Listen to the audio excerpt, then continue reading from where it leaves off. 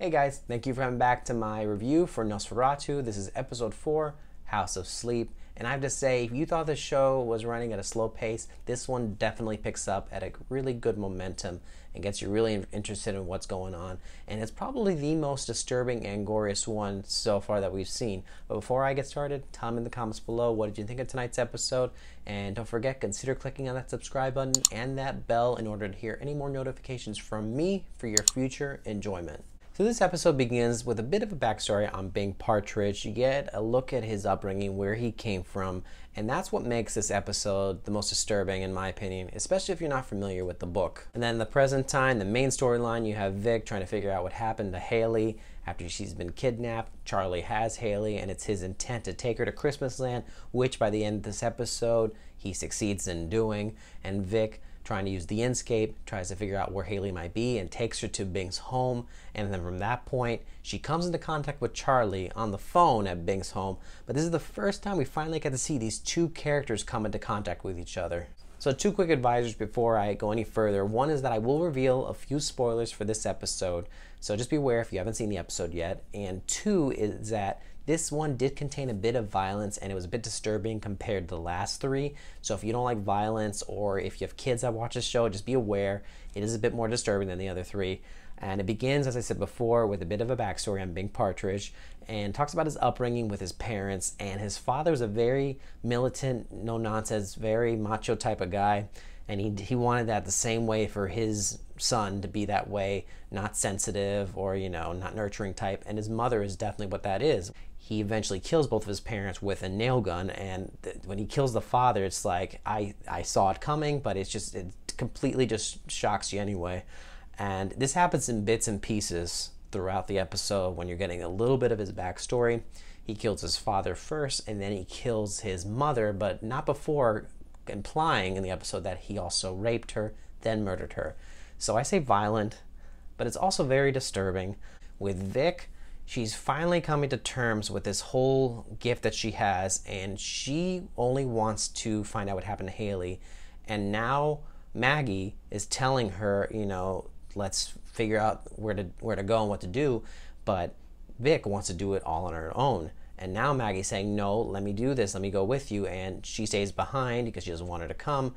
So Vic takes her trip to the Inscape, and eventually leading to Bing's house. The first time she goes, she's confused. She doesn't know why she's there, and she cannot believe that a man like that would have anything to do with the kidnapping. But she makes 2 trips there. By the second trip, she's convinced that, he has something to do with it, and that's when she eventually finds out about Haley's mother, and she's obviously buried in the yard close by. So we have Vic down pretty good for this episode. She's spending her time mostly figuring out what happened to Haley, and we know she comes to the house, she talks to Charlie, and they're finally communicating with each other. But what I want to talk mostly is Charlie. I think Charlie, Zachary Quinto, he's finally getting more screen time in each episode as we get further along in the show. And this one, you're really getting a better feel of his character. I think one of the sequences that I liked the most was the scenes with Charlie and Haley and their journey to Christmas Land. And Haley goes through the same process that the boy from the first episode went through, where by the end of their trip, when they reach Christmas Land, he has fangs, he has his vampires look to him. The same thing happens to Haley. She's losing her teeth. Another disturbing image that you might see in this episode. And while they're driving to Christmas Land, Charlie's trying to convince her that Christmas Land is a great place, and he uses his tricks and magic, like making it snow in the car, to convince her, this is a great place for you. And at the same time, he's trying to get her to tell him who is this person that's threatening him. As we all know, it's Vic.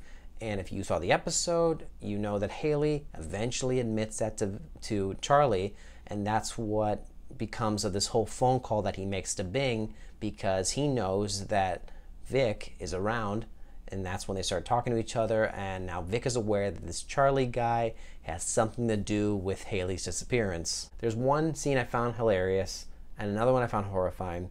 The hilarious one is when Charlie and Haley are at that gas station, and Charlie's buying all those Christmas tree, those pine trees you hang up in your car.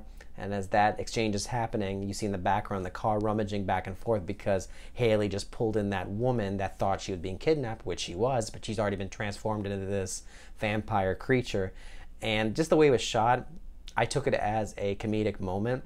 and then he eventually comes out. He sees that there's somebody in the car. He sees the blood. And he just kind of smiles because he kind of expected that to happen. But I took it as, okay, this is like kind of like a funny comedic moment that we kind of needed, even though it is horrifying. And the scene that I found a bit scary was the very last scene of this episode where Haley is finally introduced to Christmas Land. They finally made it. We as the audience finally get to see what Christmas Land looks like. And it looks like Christmas Land. It looks like Christmas. And it's my favorite time of the year. And I wouldn't even want to be there, how disturbing it looks. And she eventually gets introduced to the little boy, the boy we haven't seen since the first episode, which was also kidnapped and taken to Christmas Land. And he kind of introduces her to this game that the other kids are playing. He takes out this pair of scissors, so I have no idea what that game's all about. But she is left there with the boy, and Charlie goes off either to probably get more kids or to figure out where Vic is so he can stop her. But nonetheless, it does lead into another cliffhanger, into the next chapter of where this show is going. Definitely more intriguing, more investing, more insight on all our characters.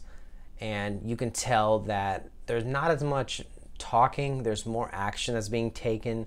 And I think that's what the first few episodes were meant to be. They were meant to be a bit more exposition, but now we're definitely picking up on it, because I know some people have commented before on my episode 1 and 2 reviews that they're not really gonna watch it anymore.